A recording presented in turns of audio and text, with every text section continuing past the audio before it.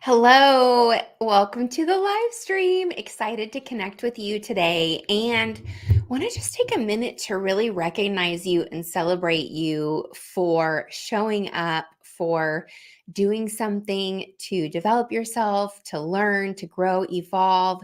To me, that is one of the essential components of being a heart-centered high performer is that like myself, we're always learning, we're always growing, and we're always integrating too, right? Taking what we learn and then putting it to use and testing.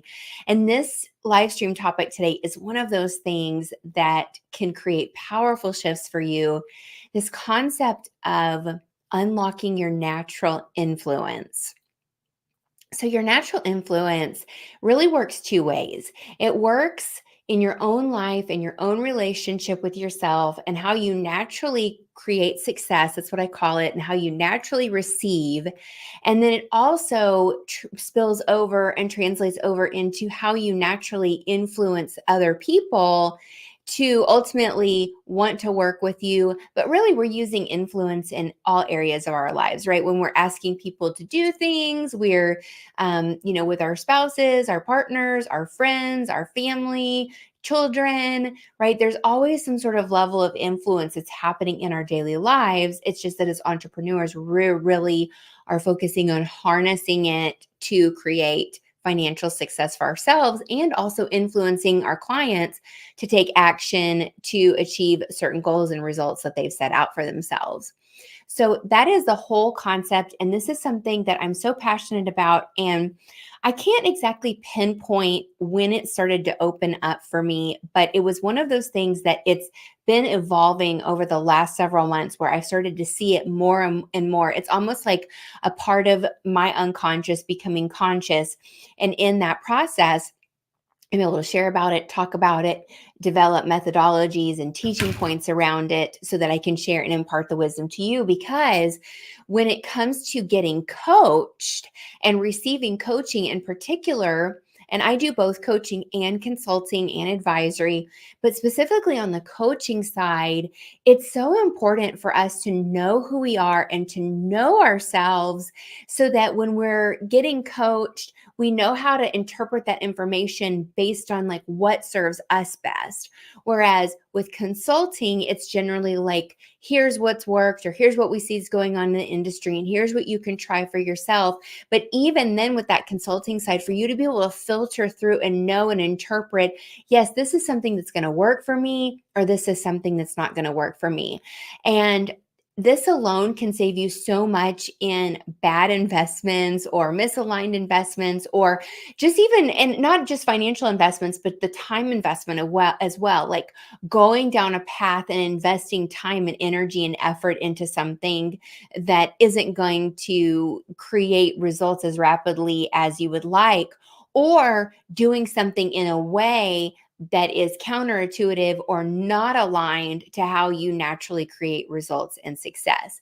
So, in this conversation, I'm going to be giving you some examples of what works for me, but I also want you to really reflect and ask yourself the question of like, what works for me? What works for myself? My being you, me.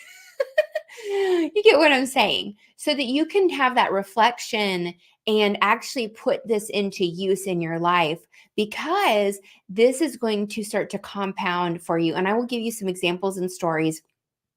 So I want you to think back to a time in your business. Maybe it's right now, or it's been recent, or maybe a couple years ago. I meet a lot of people that they tell me my business hasn't been the same since the pandemic. Like pre-pandemic, things were going well, and with the pandemic hit, and then things shifted, and we're 4 years later, right? And I still hear from people like it hasn't been the same since the pandemic, for good or bad, right?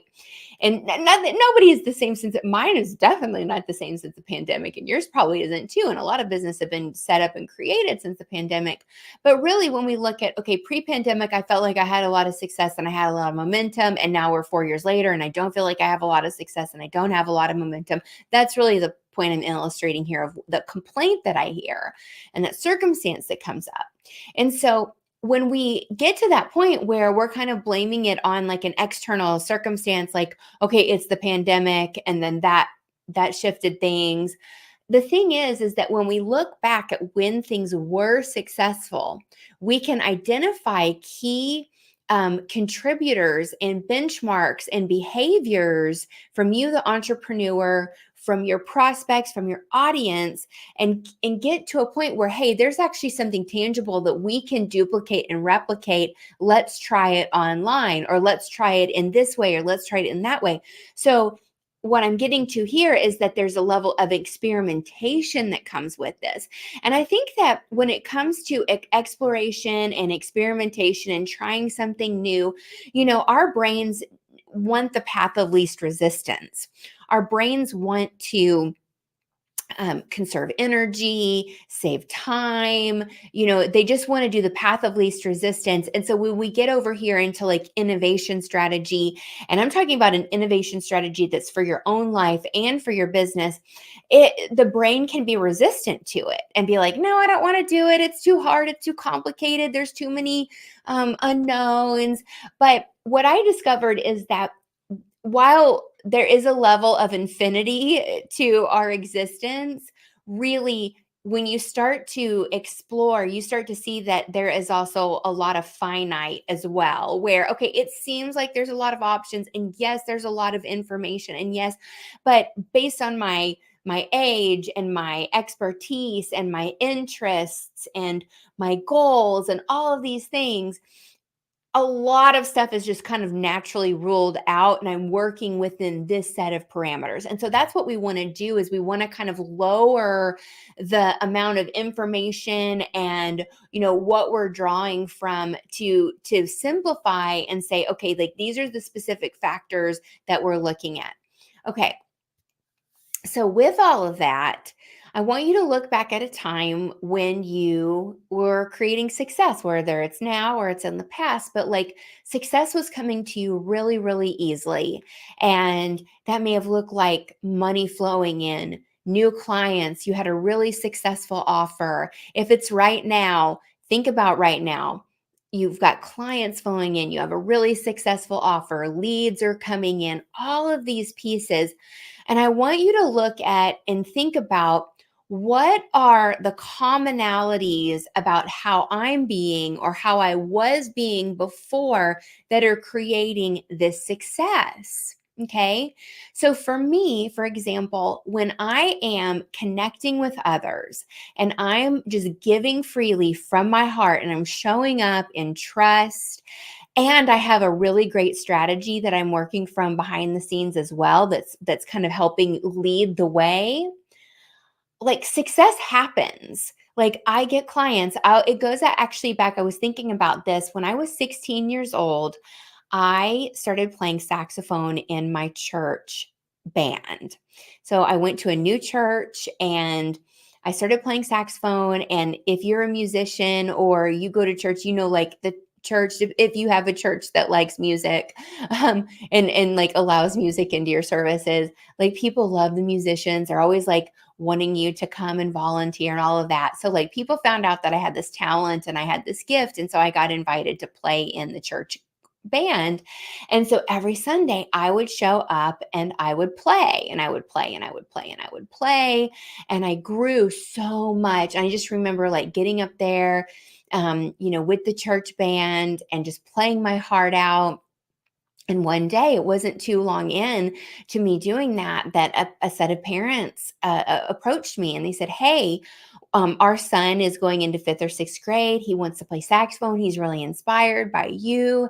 And he wants to, like, will you teach us? I'm knocking things over. Will you teach us saxophone lessons? And I'm like, well, yeah. And pretty soon, 1 turned to 2, turned to 3, turned to 4, turned to 5. And this was like me not doing any marketing or advertising. I was freaking 16 going to 17 years old. Like, and I've talked about this before, like, I didn't even know what marketing was, especially when I actually started my first business. I was like, well, I want students, I want clients, I want to make money, I want to use my gifts, and that's just what I'm going to do. So it's very natural and organic.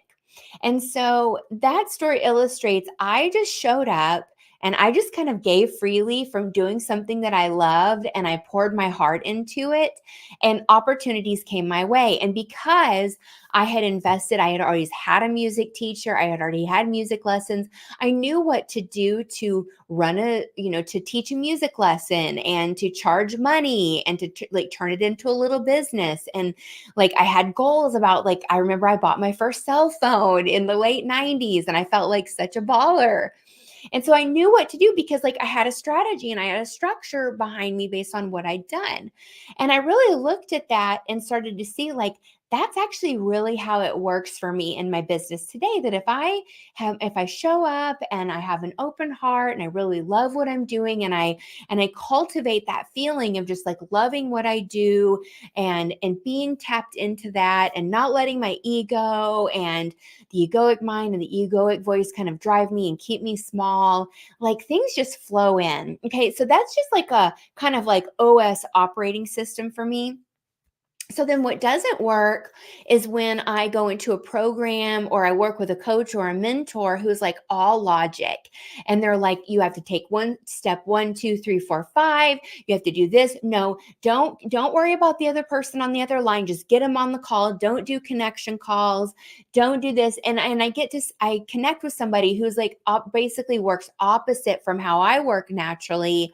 That starts to push me away from my gifts. And that starts to push me away from how I operate naturally to create success. And I know that I can leverage this and look at other success differentiators and factors in my business, like partners and referrals and lead gen and speaking and all these different things, to come up like, okay, I'm super clear on my natural strengths, my natural gifts, my natural abilities that I can do, that from an energetic, just like the way of being with myself, and like how I show up, how I market, all of those things, how I sell, that I'm guaranteed a successful result.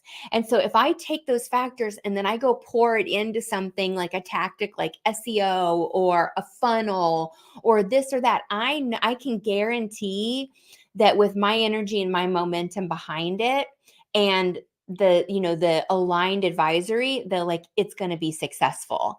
And I truly believe that. And yes, there is a bit of like an intangible part of this, but I just feel like that's part of being human, is like being in trust, being in surrender. Like there is nothing about the future that that any of us can 100% fully predict, right?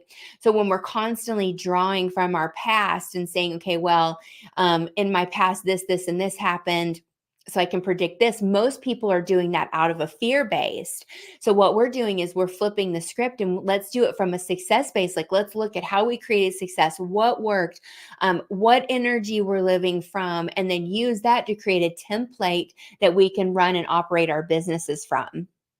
And we start to see like new possibilities, new ways of doing things, new capacity, new ways of communication.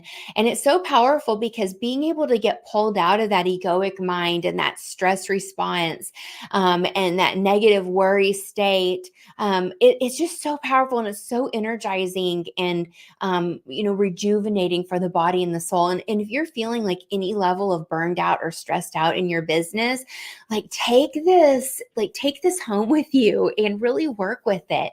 And yes, it's kind of abstract, but really it's not. All you have to do is look back to a time that you got results, whether it's in your business or in another business. That's a beautiful thing, because we can take time, we can look back to a time where things were working or things felt really good, and then apply it to the business. So it doesn't have to be something that just happened in your business right now. And my question is, what can you do now or not do to like recreate that same feeling and recreate that same circumstance? So for me, like getting into my negative thoughts and, being in the ego and judgment and all of that, I know that that's going to weigh me down. And so I would just rather dissolve those feelings and thoughts and then be in this other space of trust, of knowing, of pure receiving, than like be stressed out all the time. So that's one of the example of like what I'm not going to do. But it could be something like I'm not going to overeat because when I feel like this way, I feel really good in my body. And when I feel good in my body, or I'm going to exercise, or I have a friend that she loves fun and dance. And she's like, if I just dance and have more fun, that kind of lightens my mood and makes me feel more productive. Right. So there are these ways that we can essentially kind of hack our physical body and our physicality and imprint new emotions and imprint new ways of being to create new results. And these are tested methods that I've used to lose close to 50 pounds, ways that I've grown my business. I mean, my business right now is like it's in such an amazing place. And I've got major, major things happening, big contracts, big deals, amazing partnerships, amazing prospective clients in the pipeline. Like everything is just really clicking and flowing. And I attribute it to this core of what do I do? What happens? What's present in my life that allows me to naturally create success? What are those factors? And how can I allow more of that and more of that and more of that? And then embody more of it. And like, I didn't even know that I was going to be teaching this and talking about it, but it's just overflowed.